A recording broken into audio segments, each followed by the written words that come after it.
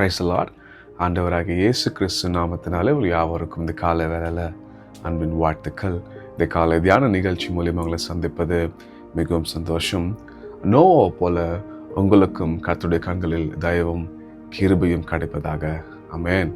கர்த்தருடைய வார்த்தைக்கு நேராக திருப்புவோம். ஒரு வசனத்தை வாசித்து நம்ம கர்த்தருடைய வார்த்தையை தியானிப்போம். லூக்காவின் சுவிசேஷம் 10ஆம் அதிகாரம் வசனம் 41 மற்றும் 42.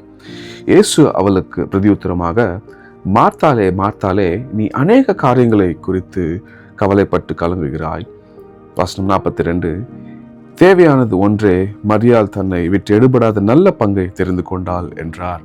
ஆமென். ஹல்லேலூயா. வாசிக்கிற விதமாக ஆண்டவராக இயேசு மார்த்தாள பார்த்து பேசுகிற வார்த்தைகளை நம்ம பார்க்கிறோம். நம்ம அறிந்திருக்கிறோம், இந்த வசனம் நன்கு அறிந்திருக்கிறோம்.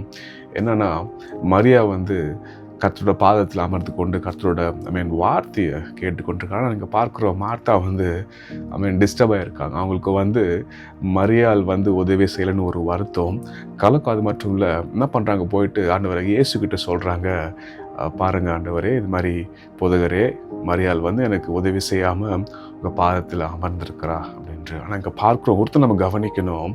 இங்கே மரியாள் எந்த வார்த்தையும் ஆண்டவராக இயேசுக்கிட்ட பேசல மற்றும் மார்த்தாள் கிட்ட பேசலங்க. பார்க்குறோம் எவ்விதமாக மரியாள் கர்த்தருடைய பிரசன்னத்தில் பாதத்தில் அமர்ந்து கொண்டிருக்கும் போது அங்கே கர்த்தர் தான் மார்த்தாள் கிட்ட பேசுவார், மரியாள் பேசவே இல்லை. தேவச்சனமே அந்த கால வேளையில் சத்தத்தை கேட்டுக்கொண்டு தேவச்சனமே எவ்விதமாக நம்மளும் ஆண்டவராக இயேசு பாதத்தை பிடிக்கும்போது, அவரோட பிரசனத்தில் ஜெபத்தில் அமரும் போது நிச்சயமாக இயேசு நாமத்தை சொல்கிறேன், கர்த்தர் நம்மளுக்காக பேசுவார். இங்கே எவ்விதமாக மார்த்தாளுக்கு பிரதி உத்தரமாக ஆண்டவராக இயேசு பேசினார், அதே போல் மரியாளுக்கு பதிலாக ஆண்டவர் பேசினார். அதே போல் உங்களுக்காக கர்த்தர் பேசுவார். அவர் வழக்காடுவார். உங்களோட வாழ்க்கையில் அநேக துயரங்கள் இருக்கலாம், இல்லை ஒரு கேள்விகள் இருக்கலாம், இல்லை அநேகர் உங்களை நிந்திக்கிறாங்க, உங்களை பேசுகிறாங்க, இல்லை மரியாதை போல் கம்ப்ளைண்ட் பண்ணுறாங்க. ஆனால் இங்கே பார்க்குறோம், நம்ம என்ன பண்ணனா, நம்மளுக்காக நம்ம பேசாதபடி எப்போ நம்ம கர்த்தருடைய பாதத்தை பிடிக்கிறோமோ, அவர் பிரசனத்தில் அமர்றோமோ, நிச்சயமாக நான் விசுவாசி சொல்கிறேன், கர்த்தர் நமக்காக வழக்காடுவார்.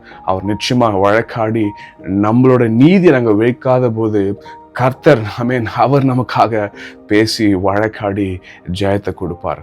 கண்களை மூடி ஜெபிக்கலாமா? நல்ல தகப்பனே, அப்பா, அந்த கால வேலையோட சத்தத்தை கேட்க பாருங்க இருப்பேன். நன்றி தகப்பனே.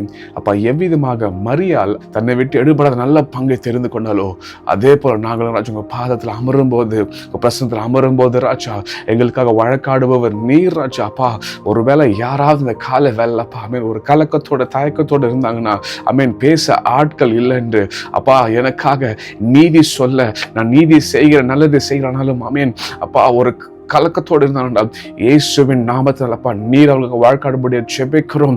வழக்காடுபவர் நீராஜா. அப்பா, எங்களை ஒருபோதும் திக்கற்றாக விடேன் என்றே பரிசுத்தாவியானவர் அப்பா, எங்களை மேல அப்பா அருளப்பட்ட பரிசுத்தாவியானவர், எங்களோட என்றும் இருக்கிற ஆவியானவரே, நீர் எங்களுக்காக வழக்காடும்படியாக, யுத்தம் செய்யும்படியாக, பேசும்படியாக, எங்களை நீதியை நீர் அப்பா நிற்க செய்யும்படியாக ஜெபிக்கிறோம், ஒப்பு கொடுக்கிறோம். ஜெபிக்கிறோம். மார்த்தாள போல அல்லாதபடி மரியாள போல எடுபடாத நல்ல பங்கை தெரிந்து கொண்ட தேவ ஜனங்கள் அப்பா, அவர்களுக்காக நீர் வழக்காடும்படியாக, நீர் பேசும்படியாக, அவர்களோட நீதியை சொல்லாதபடி நீர் அவர்களுக்காக நின்று நீதி செய்யும்படியாக ஜெபிக்கிறோம், ஒப்பு கொடுங்க. பிள்ளைகளை நீர் ஆசீர்வதித்து உயர்த்துங்கப்பா. இயேசுவின் நாமத்தை ஜெபிக்கிறோம் நல்ல பிதாவே, ஆமென். Praise the Lord. கர்த்தர் உங்களை ஆசீர்வதிப்பாராக.